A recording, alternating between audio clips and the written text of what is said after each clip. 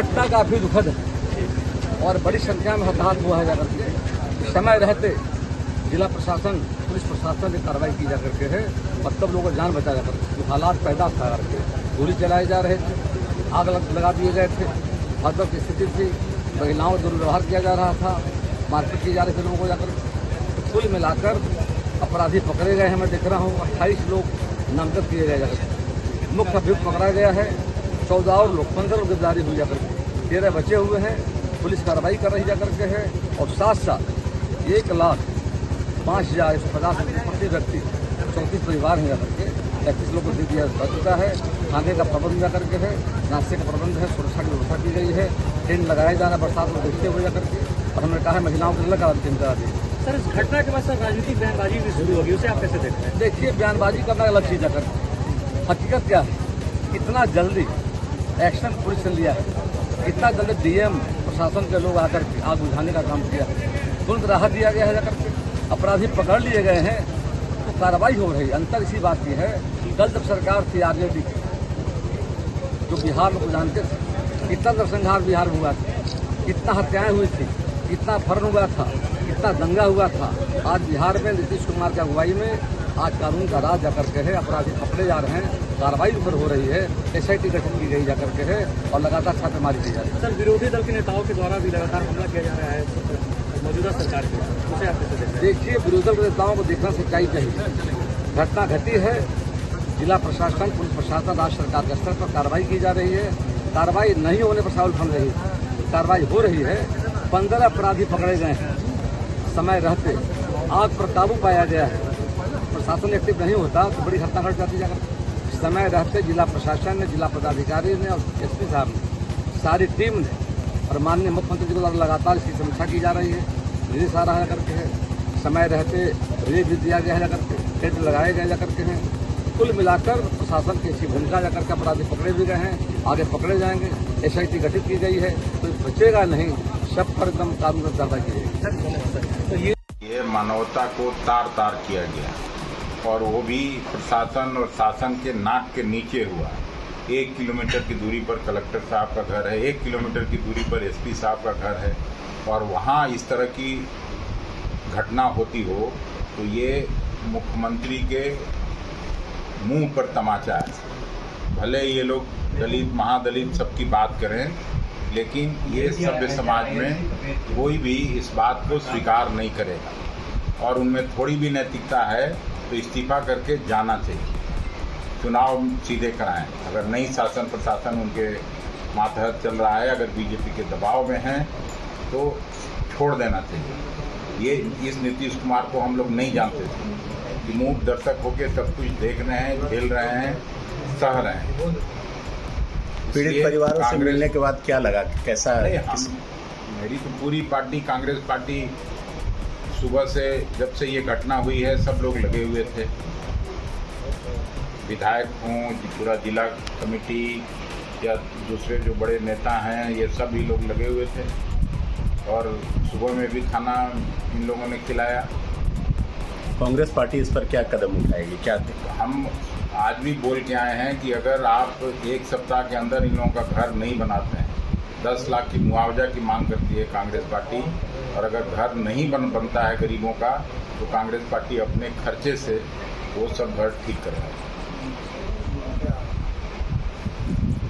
मैं आप सभी को हमारा नमस्कार और नवादा जिले के सभी नागरिकों को हमारा नमस्कार।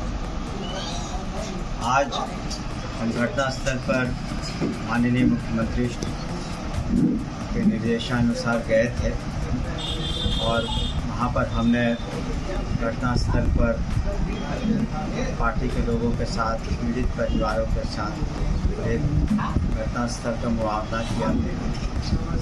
मुआयना किया और बाद में वहीं पर प्रशासन भी था, डिस्ट्रिक्ट मजिस्ट्रेट और सुपरिटेंडेंट ऑफ पुलिस भी आए हुए।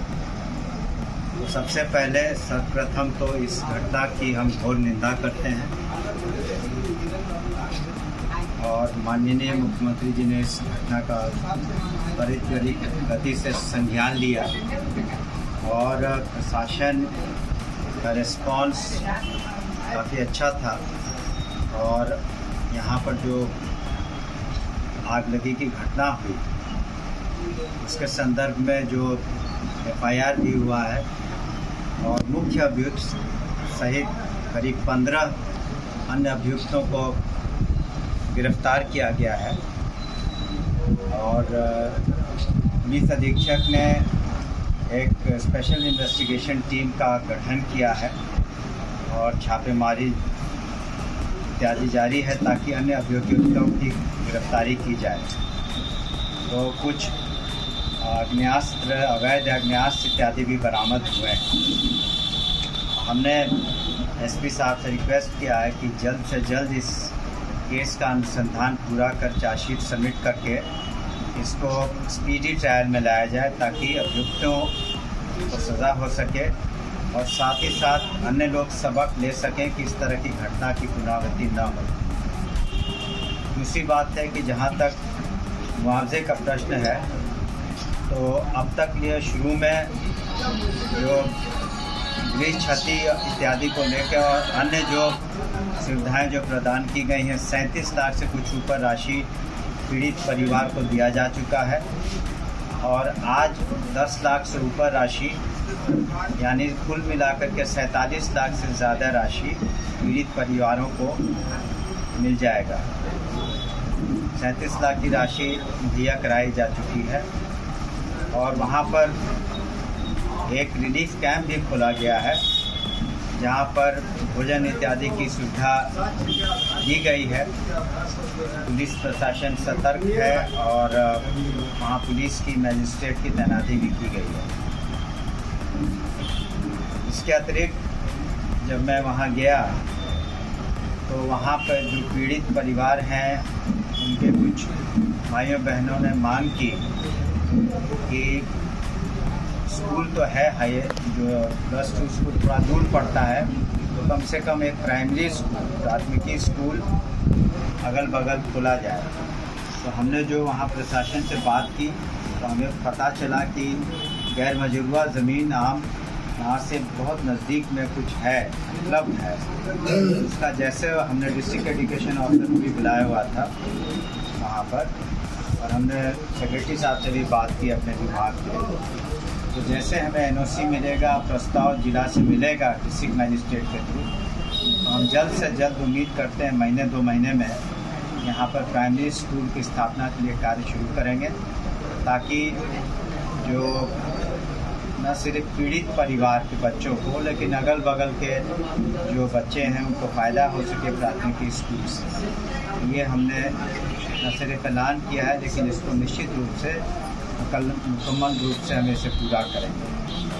और अंत में मुझे यही कहना है कि ये बहुत ही दुखद घटना है जिसकी हम सभी निंदा करते हैं। माननीय मुख्यमंत्री ने भी इसकी निंदा की है और जो भी उचित कार्रवाई है, मुआवजे की हो, सुरक्षा की हो, अनुसंधान की हो, गिरफ्तारी की हो, उनके निर्देशानुसार प्रशासन काम कर रहा है, पुलिस काम कर रही है। तो इस पर कोई सियासत करने की आवश्यकता नहीं है। हम सभी को, समाज के सभी वर्गों को साथ आकर के सुनिश्चित करना चाहिए कि हम लोग जो सामाजिक एकता और सौहार्द कैसे बनाए रखें और जिले की एक मान मर्यादा है, भविष्य में ऐसी घटनाओं की पुनरावृत्ति न हो, इसके लिए भी हमें सचेत रहना चाहिए। पार्टी के लोगों को भी हमने कहा और जिला प्रशासन को भी कहा है कि आप सूचना तंत्र को ठीक रखिए और जो भी इंफॉर्मेशन मिलती है उस पर त्वरित कार्रवाई करें। सर, एक सवाल उठा रहे हैं कि सरकार फेल हो गई है ऐसी घटनाओं को लेकर। देखिए, जब से माननीय नीतीश कुमार जी ने सूबे की बागडोर संभाली है तो सभी जानते हैं कि कानून का राज स्थापित है और ये घटना निंदनीय है, लेकिन 100% आप पूरे देश में देख लें, कोई भी ज़िले में, राज्य में जो 100% क्राइम फ्री नहीं किया जा सकता। लेकिन एक तो उस पर रोक लगाई जा सकती है और यदा कदा अगर कभी कोई अप्रिय घटना घटती है तो उस पर हमें देखना चाहिए कि प्रशासन और पुलिस कितनी मुस्तैदी से काम करता है, अनुसंधान अच्छे तरीके से हो और कोई भी दोषी किसी भी स्तर का हो, किसी भी समाज का हो, किसी भी पार्टी का हो, कैसा भी उसका रसूख हो, उसको बख्शा नहीं जाए। तो इस मामले में माननीय मुख्यमंत्री आज तक खड़े उतरे हैं और हम आपको आश्वस्त कराना चाहते हैं कि इस घटना में भी हमारे नए पुलिस अधीक्षक त्वरित कार्रवाई कर रहे हैं और आने वाले दिनों में शेष कार्रवाइयाँ हैं पुलिस की, वो हम लोग पूरा करेंगे और इसको स्पीडी ट्रायल पर लाएंगे ताकि दोषियों को सज़ा मिल सके। देखिए, जो हमें बताया गया, हमारी जिला पदाधिकारी से बातें हुई, ये मैटर सब जुडिस है, तो कोर्ट में इससे संबंध में केस चल रहा है। तो जब तक ये कोर्ट का फैसला माननीय न्यायालय का नहीं आ जाता है तो उस पर सरकारी कंस्ट्रक्शन करने में दिक्कत। लेकिन हमने उनसे अनुरोध किया है कि इसमें रिक्वेस्ट करें माननीय न्यायालय को कि इसमें जल्द से जल्द इसमें निर्णय ले लें ताकि दूध का दूध और पानी का पानी हैं तो रात को कोई निकलता नहीं होगा। तो कानून का कोरोना काल लगता विपक्ष बता रहा है। तो तेजस्वी जी, आप कैसे यात्रा पर निकले? हालांकि यात्रा इन्होंने स्थगित कर दिया। इससे बड़ा दुर्भाग्य लोकतंत्र के लिए कुछ भी नहीं हो सकता है जी कि संवैधानिक पद पर बैठा हुआ विपक्ष के नेता हैं, उनको विदेश जाने के लिए पासपोर्ट केवल जरूरी नहीं है, न्यायालय से अनुमति चाहिए कि कहाँ विचरण कर रहे हैं, कहाँ जाइएगा, पूरा लेखा जोखा इनका कोर्ट लेता है। कोर्ट को भी भरोसा लगता कम रहता है, इसलिए न्यायालय पूरा इनका कार्यक्रम लेता है। अब तो सम्मन हो गया है, तो सम्मन किस बात के लिए हुआ है?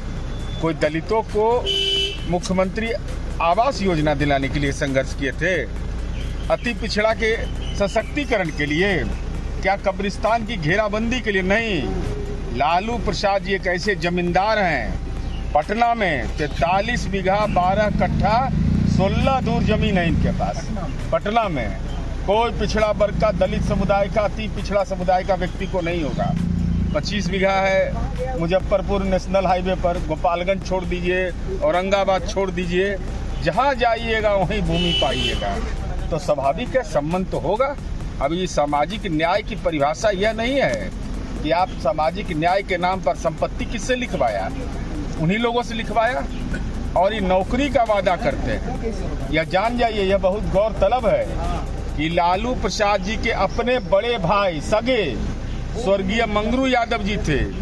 मंगरू यादव जी के 2 बेटा को नौकरी दिए, उनसे भी जमीन लिखवा लिए और वही मंगरू यादव जी के घर की पुत्र वधू है गुंजन यादव, कार्यालय सहायक में नौकरी लगा नीतीश कुमार जी के राज में। तो न पदस्थापन में 1 रुपया लगा, न नौकरी में लगा। तो अपना को भी बकसवे नहीं कि दूसरे को छोड़ने वाले हैं। कृष्णा नगर के बारे में क्या आपने देखा? क्या कृष्णा नगर नवादा की घटना दुखद है, मर्मस्पर्शी है और स्थानीय प्रशासन 20 मिनट के अंदर घटना स्थल पर पहुंच गया। भू विवाद का टाइटल शूट चल रहा है।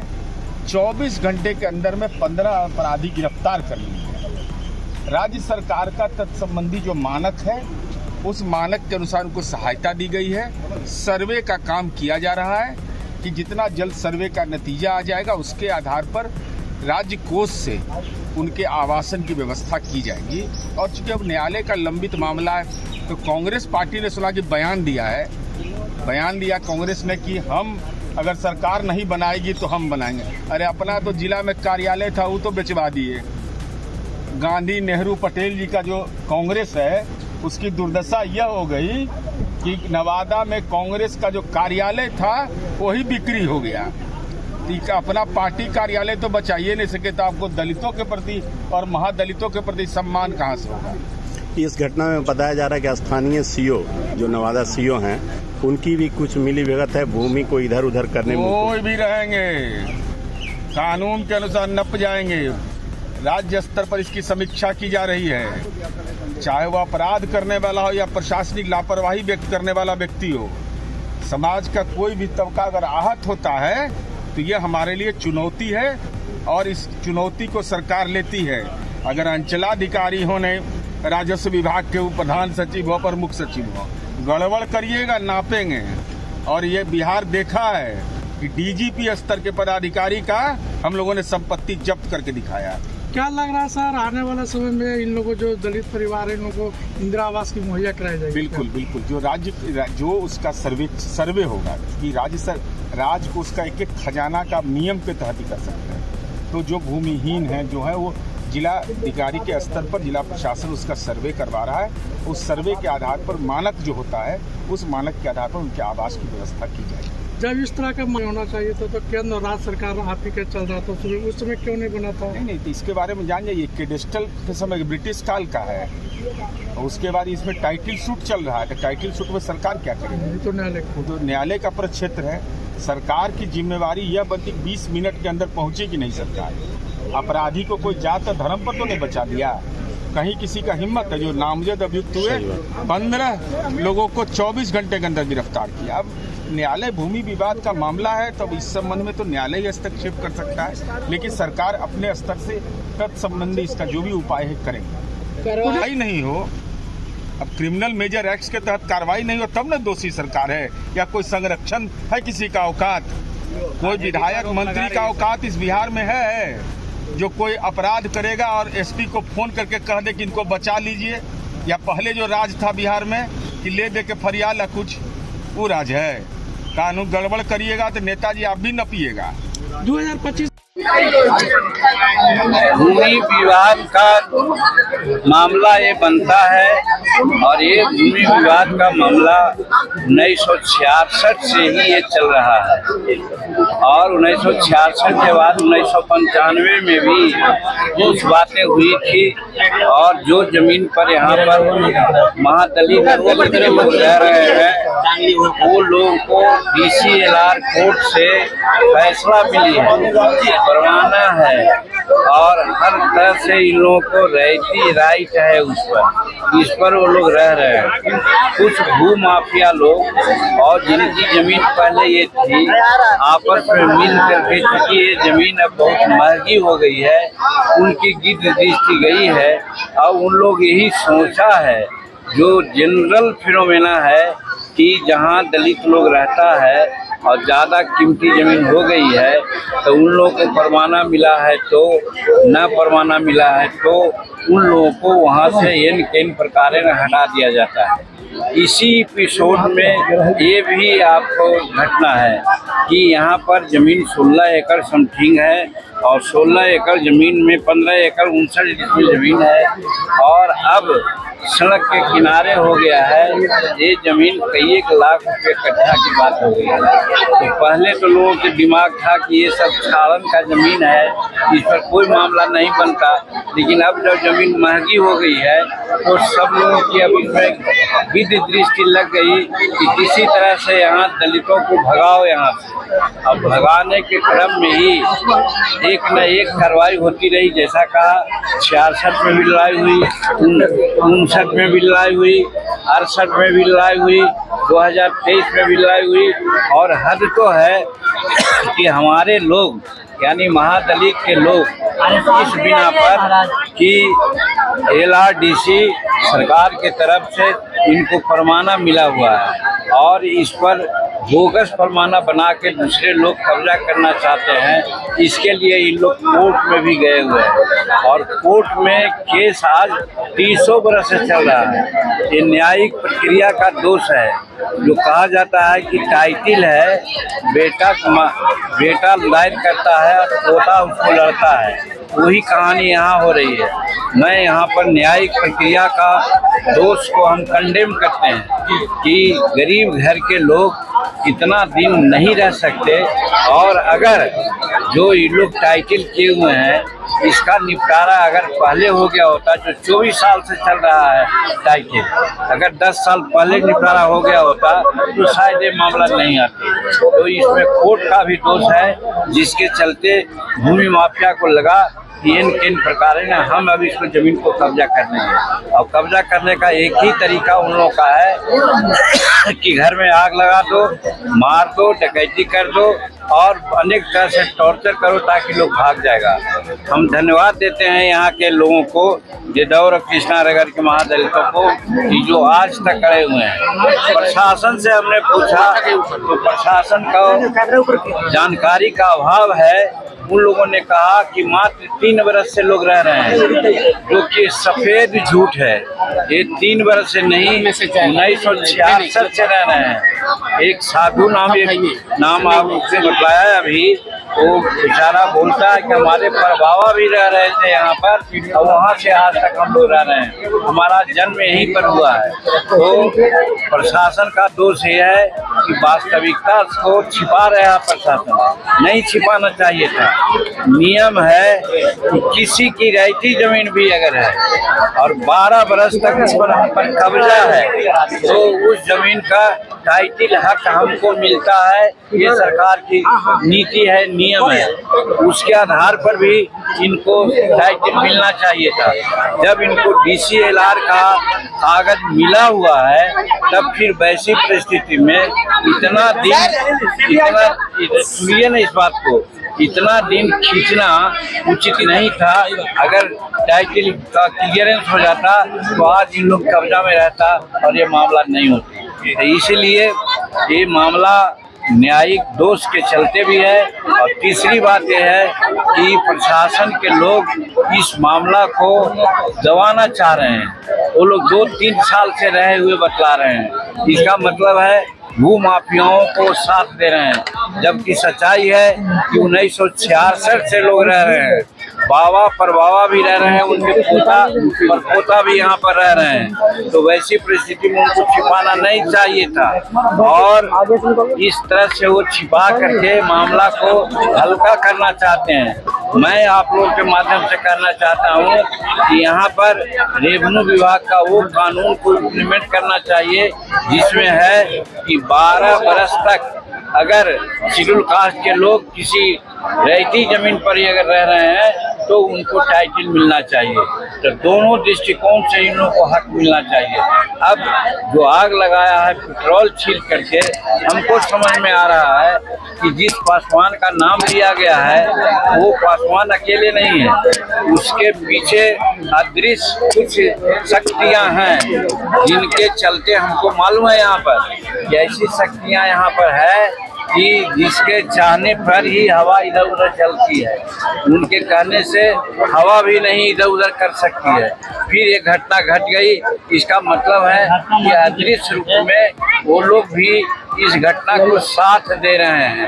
तो हम मांग करते हैं कि इस घटना का CBI जांच हो, क्योंकि एक घर का मामला नहीं है और एक जगह का मामला नहीं है। बिहार में प्रायः विधानसभा में भी हमने कहने का काम किया है कि बिहार में आज जो जमीन है गरीबों को मिली है उस पर कब्जा नहीं होने दे रहा है, परवाना खरीद ले रहा है, परवाना चोरी कर लेता है, परवाना से जबरदस्ती कब्जा कर लेता है और अपना परवाना और रसीद कटा लेता है। ऐसा गैंग यही